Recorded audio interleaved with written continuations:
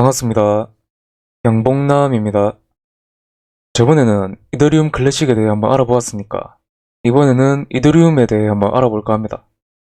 이더리움 클래식에 대해 알아보고 싶으신 분들은 오른쪽 위에 이 박스를 한번 클릭해 주시면 됩니다. 저는 처음 코인 시장을 접했을 때 비트코인 시장이라고 해서 비트코인 하나만으로 시장이 거래가 되는 건 줄 알았습니다. 근데 이더리움이라고 알트 중에 대장이 있다. 이 말을 듣고 이더리움에 호기심을 가지게 되어서 처음으로 알아본 코인이 이더리움이었습니다. 이더리움을 조금 신기하게 생각했던 이유는 이름이 좀 마음에 들어서입니다. 사실 미국 주식 기업 이름이라고 하면은 아마존, 애플, 페이스북, 마이크로소프트 이렇게 이름이 일반 사람들이 대충 짐작은 할 수 있거나 상용화되어 있는 단어를 사용합니다.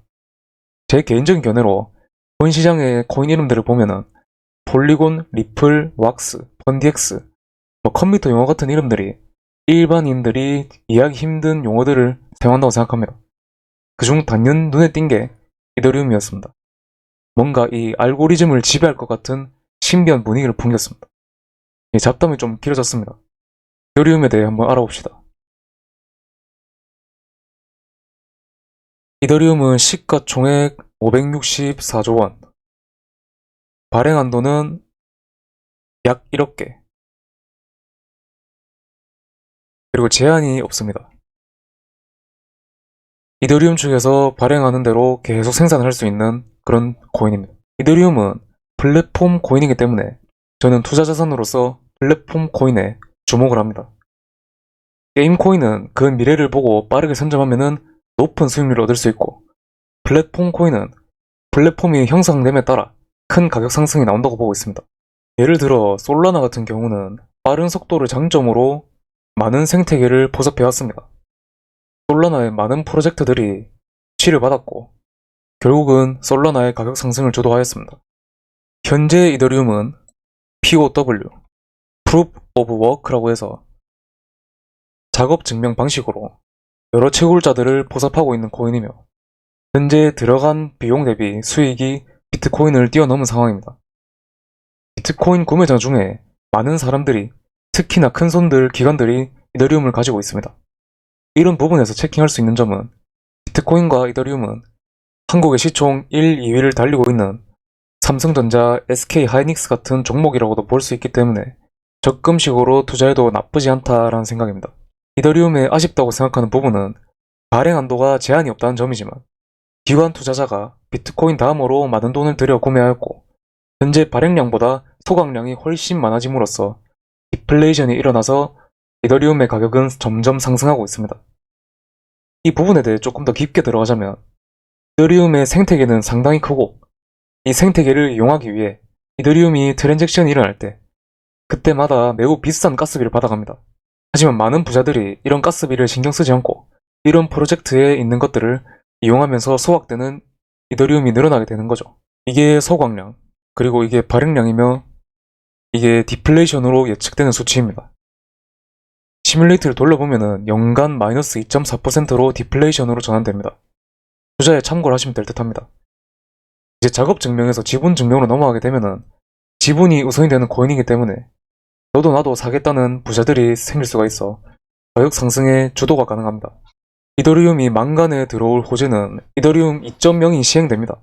이더리움 2.0 전에 이더리움의 단점은 확장성이 부족하기 때문에 거래량이 높으면 빠르게 처리하는 능력이 없고 거래 비용을 더 많이 지불해야 하는 상황이 나옵니다.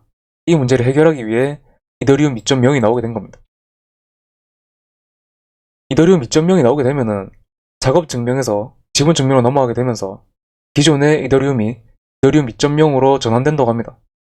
그렇게 투자자들이 이미 2.0에 관심을 가지면서 미리 스테이킹하며 이더리움의 가격이 상승하게 된 겁니다. 이더리움은 높은 수수료와 느린 트랜잭션이라는 큰 단점을 보유하고 있다고 생각했고, 저는 이 부분 때문에 이더리움에 투자를 하진 않았습니다.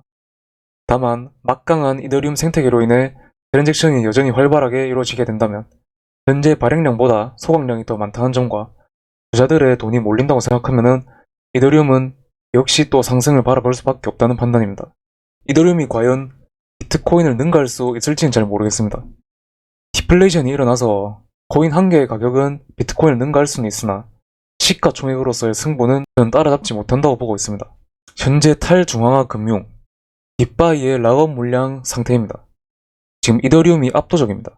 이더리움을 지원하는 프로토콜도 압도적이면서 락업된 금액은 상상을 초월하는 수준입니다. 제가 유망하게 보고 있는 테라와 팬텀 락업 물량도 조금 상당하다고 생각합니다.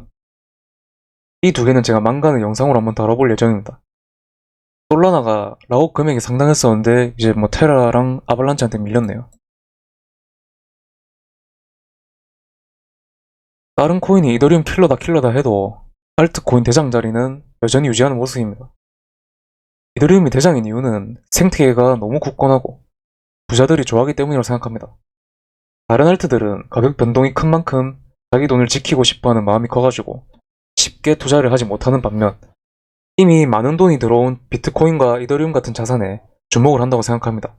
그런 부분에서는 이더리움은 괜찮은 자산이 되겠습니다. 최근 비트가 큰 조정이 왔을 때도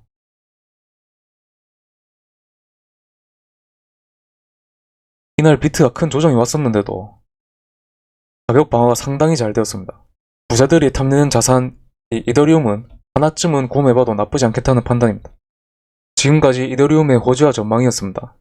제가 이더리움을 보는 관점은 많은 사유 중에 디플레이션 하나만으로도 충분히 좋게 보고 있습니다. 발행량보다 소각량이 많아지므로 총 발행량이 줄어든다는 것은 자산 가치로서는 아주 매력적입니다. 이미 이더리움은 비트코인 다음으로 시가총액이 높기 때문에 부자들이 좋아하는 자산입니다. 이더리움 생태계는 이제 진입장벽이 좀 많이 높아졌지만 디파이의 지금만 해도 알트코인들의 반 이상을 차지하고 있기 때문에 이더리움은 절대 쉽게 무너지지 않을 것 같습니다. 이더리움의 소각에 주도하고 있는 플랫폼으로는 NFT 1등 마켓이라고 볼 수 있는 이 오픈시 마켓과 이더리움이 지갑 간의 이동, 그리고 탈중앙화 거래소인 유니스왑과 스테이블 코인의 1등인 테더, 그리고 메타마스크, 그리고 엑시 인피니티 등 성공한 프로젝트들이 많은 이더 소각에 힘을 내고 있습니다. 최근 이더 소각에 큰 기여를 한